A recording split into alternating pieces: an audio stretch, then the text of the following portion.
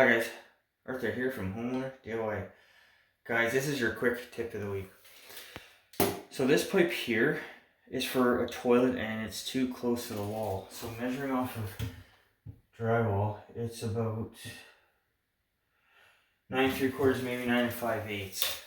As far as I know, the smallest rough-in bowl you can get is a 10-inch bowl, and that's not going to fit here. So what I'm going to do is I'm going to show you how to address this issue. So what we'll do now is material and tools. Alright, this is the materials list for this job. So I have an offset ABS floor flange. So it offsets about 2 inches. Now this floor flange says ring must be fastened to the floor, which is this here. I'm not going to, just because I didn't say I was going to for the homeowner. If the installer that's going to install the toilet wants to do it, they can, but I am personally not going to do it. If you guys don't want to do it, you can just caulk the toilet down to the floor, and that should be more than enough to keep this ring here from moving around, hence the toilet moving around. So that's our offset floor flange, and then ABS glue. Guys, this is the materials list for this job, so what we'll do now is the tools list. Alright, this is the tools list for this job. So I have my pouch, so hand tools, hammer, flathead, measuring tape. We'll see if I need anything else. My hammer drill. Now, because I don't have a jackhammer, assuming that I have to chip through the concrete, I will use my hammer drill. If I had a jackhammer, I'd use the jackhammer, but I don't, so I'm going to use the hammer drill. A blade for the hammer drill, this says 14 on it, so I'm guessing that's 14 millimeter, but that is what I'm going to do to break up the concrete if I need to. For safety equipment, respirator, safety glasses, earplugs. A corded grinder with a diamond blade, that will be to score the concrete and the tile. I prefer a corded grinder over a cordless grinder when it comes to concrete because it's fairly heavy duty work on the grinder, so a corded grinder is better. A fiber blade, so this is for cutting metal, but it does a good job for ABS. And then I have my cordless kit, so sawzall, cordless grinder. We'll see what I need, but I'm going to take my cordless kit that has my cordless tools with it. Guys, this is the tools list for this job, so let's install this toilet flange.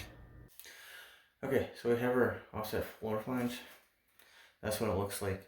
So this area here needs to be removed in the ground for this to work. So if you flip it over and have the pipe roughly parallel with the pipe coming up out of the floor,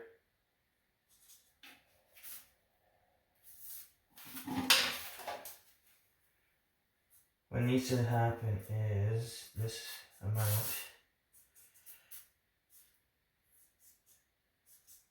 needs to get taken out. So besides that needing to be taken out,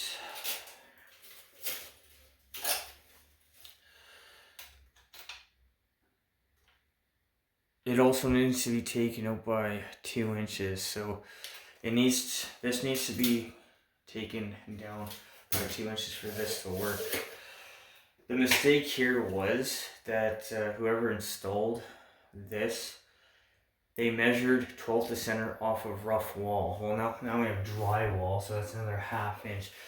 And that is why this is now wound up too close. One other thing to notice is the toilet line should be way over here off to the left. Now, I've been told that the tile guy will come and cut the tile here. So we'll come back when that's done. Alright, the front here was already cut out. I thought the tile guy was just going to cut out the tile, but he did a great job in doing the whole thing for me for the concrete. Anyway, so for the offset floor flange, by putting it on top, I'm just going to visually check. So this hub here is going to fit inside the 4-inch pipe, just like a regular solid flange. So the front here needs to be cut out to give the offset here a place to go. I'm going to pry off the temp cap. I don't know if it was glue on or not. No, it was not. Fantastic. Alright, so looking at this, roughly 4 inches needs to be taken out.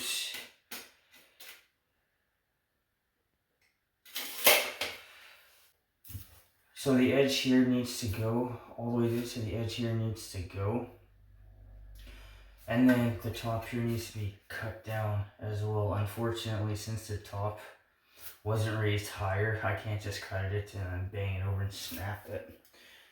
Alright, I'm going to take a sawzall, I'm going to cut here, I gotta flatten this down as well.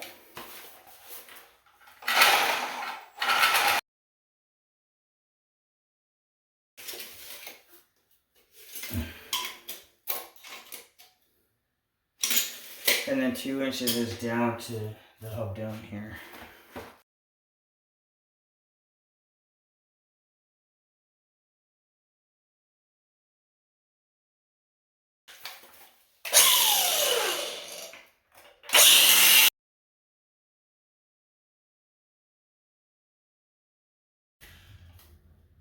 So anything that's a little bit high, just make sure that you cut this down so it's at least flush, but it's better to be lower.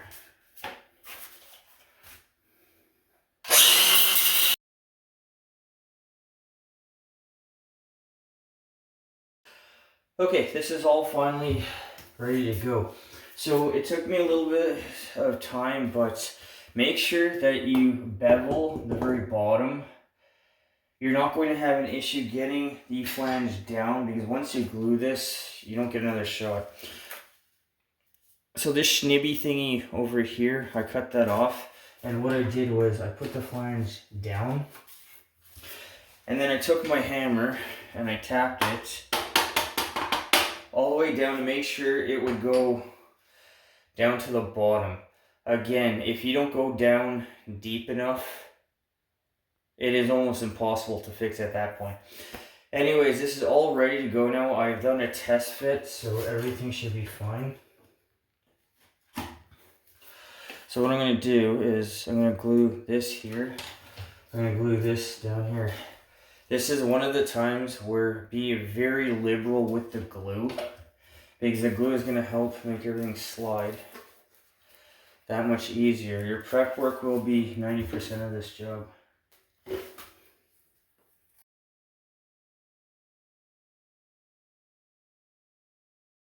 Okay, so that is our flange. It is in. We'll measure from the wall. And now we're at roughly 11.5. So you still need a 10-inch roughened bowl for this, but at least a toilet is now going to fit. So if you guys really want to pin this down, you can. This is swiveling the way it is right now. I mean, that's right there is center.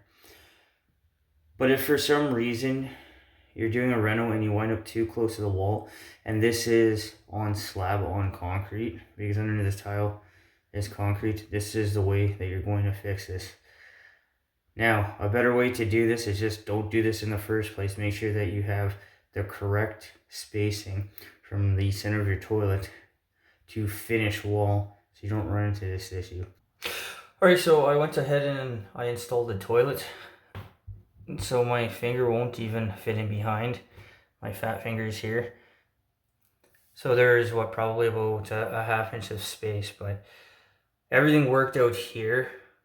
So if you guys come across a problem like this on slab on concrete, this is the way that you're gonna have to fix it. Guys, that's your quick tip of the week.